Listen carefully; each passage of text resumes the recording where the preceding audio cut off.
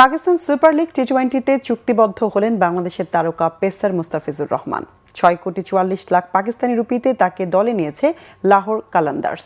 মুস্তাফিজকে সরাসরি চুক্তিতে দলে নিয়েছে লাহোর। এর আগে ২০১৬ এবং ২০১৮ সালে লাহোর কালান্দার্সের হয়ে খেলেছিলেন মুস্তাফিজ। এবার নিলামের আগেই সরাসরি চুক্তিতে ফিজকে দলে নিয়েছে লাহোর ফ্র্যাঞ্চাইজি। ৬,৪৪,০০,০০০ পাকিস্তানি রুপিতে মুস্তাফিজকে দলে নিয়েছে তারা। বাংলাদেশি মুদ্রায় যা প্রায় ২,৮১,০০,০০০ টাকা। পাকিস্তান সুপার লিগের অফিসিয়াল পেজে লাহোর ফ্র্যাঞ্চাইজি লিখেছে, মুস্তাফিজুর রহমান পিএসএল এর নতুন যুগে স্বাগত। মুস্তাফিজকে দলে নিতে বাংলাদেশি সফল স্পিনার রিশাদ হোসেনকে দুদিন আগে ছেড়ে দিয়েছে লাহোর কালান্দার্স। তবে নিলামে রিশাদকে নিতে পারবে পিএসএল এর যে কোনো দল।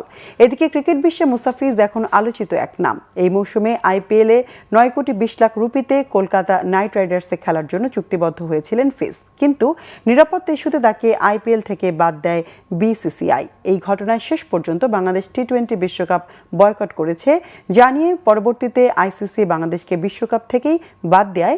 পাকিস্তান ক্রিকেট বোর্ড বাংলাদেশের পক্ষে দৃঢ় অবস্থান নিয়ে ১৫ ফেব্রুয়ারি ভারতের বিপক্ষে ম্যাচ না খেলার সিদ্ধান্ত নিয়েছে। এতে কঠিন সংকটে পড়েছে আইসিসি।